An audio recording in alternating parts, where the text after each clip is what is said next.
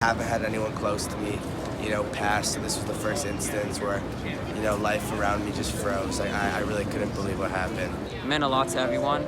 We had great morals, great men to look up to. It meant a lot to me.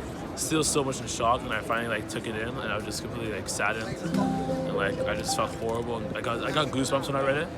And then going forward, more reports started coming out, and just surreal, heartbroken. My heart sunk, and I had to check. And I feel like no one wanted to know that it was real. As a young guy who loves basketball, you just always wanted to be like him, no matter what. Just to know that I was in the same facility as Kobe Bryant and watching him play, unbelievable now. At this point, it's bigger than basketball. What happened was tragic. When I heard about it, for sure cried, for sure. It brings me to tears almost. I've choked up today. I'll probably choke up again.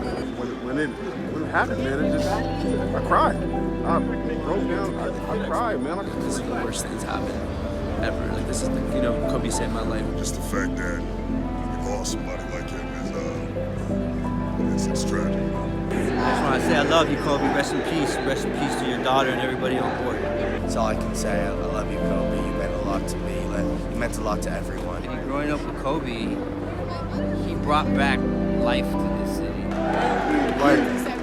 Listen to the crowd right now. Who else does that? No one. Kobe Bryant does. He's the greatest of all time. Hello world, I'm Marcel Bouie. And I'm Morgann Mitchell. I appreciate everyone who has some kind words to say about Kobe. Last Sunday with this tragedy, Kobe Bryant passing, Gianna passing, and 7 other passengers in Calabasas in a helicopter crash. Morgann, walk us through your day last Sunday. So I was headed to Salt Lake City. I was actually on a plane. I was up the first half, slept the second, and when I woke up and turned my phone on from landing, the first thing I saw was a text message, and it just said, Kobe died. I was like, oh, somebody has a dog, this must be a joke. It literally didn't register, and I don't know if even it still has fully hit. But it's weird being in a space when you're not around other big basketball fans because it wasn't like the shockwaves were sent through the plane. I think everyone was just looking around. But then my friend that was on a flight after me coming for the same purpose, everyone had known about it. Everyone was watching it on the flight because all the information had been confirmed. When I saw it was still like, oh, maybe all the girls were on the plane or on the helicopter. Rick Fox might be on the helicopter. There were just so many rumors circulating that nothing had really been confirmed yet. So I was just praying that it was just a terrible joke. Right, and when you were in LA, what was your experience like? So the night before, it was just, you can see the city, I'm in the hills, you can see the city, and then 10 minutes later, just really foggy and scary to even drive. And even that morning, when the homies I was with, Free, it's this don't feel like LA, it's real gloomy and eerie. Then 10 minutes later after he said that, he just yelled in the room. And I'm like, yo, what's going on? They said Kobe died. I'm like, what? And this notification. So I'm like, yo, we gotta go to Staples Center right now. And the city just felt quiet, it was still gloomy. And as we get closer to Staples, you can see the jerseys piling in, and just being at Staples and walking over there during the Grammys, so it's a crazy time. We're walking, and then one of the cops say, are you trying to go to the Kobe Memorial? I'm like, man, that's just hearing that was just crazy. Just seeing grown men cry, for someone they didn't know, but had an effect on their life. It's just, it was tough to be out there, but I'll never forget it. I'll never forget that. What you discovered though is that everybody had their own relationship with Kobe, whether you knew him or not.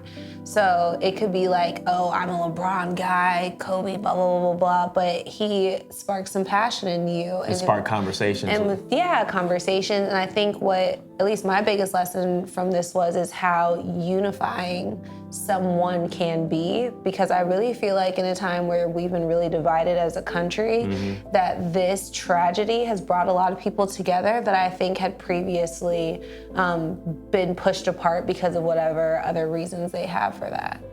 And the day of, teams shot clock violations, 24 shot clock violation, 8-second backcourt violations. Trae Young came out and wore 8, and he dropped over 40 points that game. Then he switched back to 11. A couple Devin of Booker. It was weird. Him and Trey both shot 24 shots for their games, and then they combined for 81 points. And they're both Kobe guys. So just seeing the Kobe legacy throughout the players and which guys, like DeMar DeRozan, that was really tough. He was a Kobe athlete. He only rocked Kobe's for his shoes, so that's probably tough for him. Kyle gave him a big embrace when they played. Coach Pop went and just consoled him because he understood the weight of that moment for him. And see Tim Duncan like wiping tears off his eyes, you know. It was just tough to see. Other players are changing their jerseys, their numbers. Yeah, and I think some people are keeping theirs because they're like, look, I'm wearing 8 or 24 for Kobe. Like, this is why I play basketball. But you have like Spencer Dinwiddie. He said he's changing his. Terrence Ross is changing his number. Quinn Cook. And people are just trying to figure out how to show how appreciative they are of Kobe and the legacy that he's left behind in the NBA. And when I was walking away from Staples, I saw Quinn Cook walking up. His hoodie on, just like at a fast pace, and we just made eye contact. And I was like, yeah, because they had just landed. Yeah. And I think that was really crazy too, because they were on the flight, so it's not like they could really reach out to people when they got the news. It was like when they found out, they were still stuck on a plane for like 3 more hours. And then I think we seen the LeBron video of him walking and having some moments of tears, and it was just madness. So, in keeping up with still players honoring Kobe, it's a stat right here. Kobe Bryant once scored 50-plus points in 4 games in an 8-day span. 4 players just did that this past week. Dame Lillard, 50 points on Sunday. Eric Gordon, 50 points on Monday. Chris Middleton, 51 on Tuesday. And Kyrie Irving, 54 on Friday. Yeah. So that's pretty cool to see. Yeah, and Eric Gordon, that was the game that I was at. He's a big Kobe guy, so a lot of people were saying cancel games, and this and that, but I don't know. I don't know which way would have been better or worse, if there was a right or wrong answer, but I know that a lot of players are doing their best to show their love and appreciation, which I'm sure is helping in some way the victims at least see the impact that their loved ones' lives have had on other people.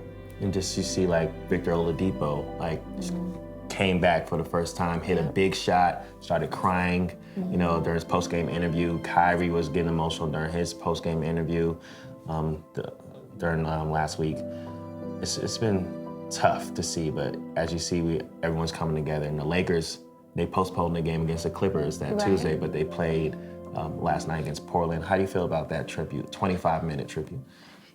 I had not had my big cry, and I was just waiting for it because I didn't know when. I was just hoping it was not at an inappropriate location. Like, oh, I'm at work, Kobe. I just let's not do that. But it was really comforting. For people who've been to funerals, it's like the funeral's always super, super sad. And then after, at the repast, you get to talk about these wonderful memories that this person brought you. And there's some moments of joy and reflection and honoring them.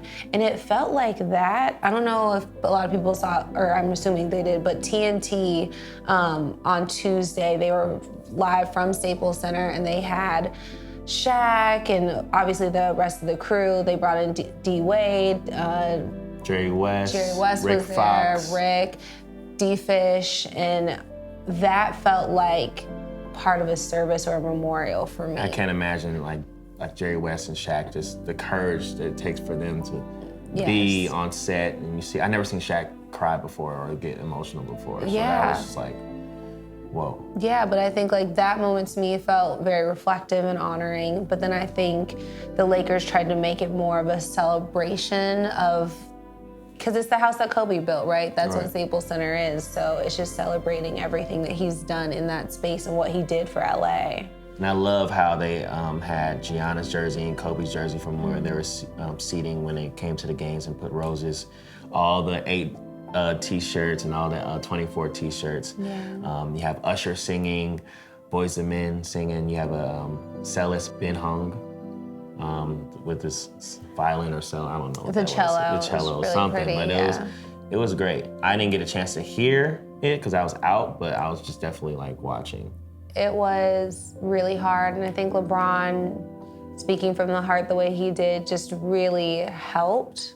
He had like a whole script and he was like, I wouldn't be doing you guys justice if I just read from this and Curse on live air. Yeah. I like it. I'm rolling. It was a really genuine and sweet moment, and I know a lot of people have been waiting for LeBron to speak, which is such like a heavy burden on him. It was like, oh, okay, he has to post on social and he has to. But he's had a heavy burden on him since he was a kid. So but not in this way, to where it was one of his friends, mentors, team, like all these things that they've had so many moments together, and just having to play through that and honor that person in, it's Kobe. Like the weight of just like Kobe is already something that people have compared him to player-wise. So I hope that now they just give him a lot of love and encouragement for LA. All right, before we wrap up, favorite Kobe moment? Probably the 81 that he dropped against the Raptors when my dad was coaching. Dang. I was a Kobe fan. I would say when he had more points than the Dallas Mavericks. Like he had 62 and they had 61 in 3/4. I'm like, yo, that's crazy. But my biggest moment, I wasn't really a Kobe guy, but I got a chance to ask him a question this last, game here in Atlanta. So much love to the Bryant family and all the other victims' families. You're in our prayers from No Timeouts. Shout out to Kobe, Mama Mentality. I'm Marcel Bouie. And I'm Morgann Mitchell.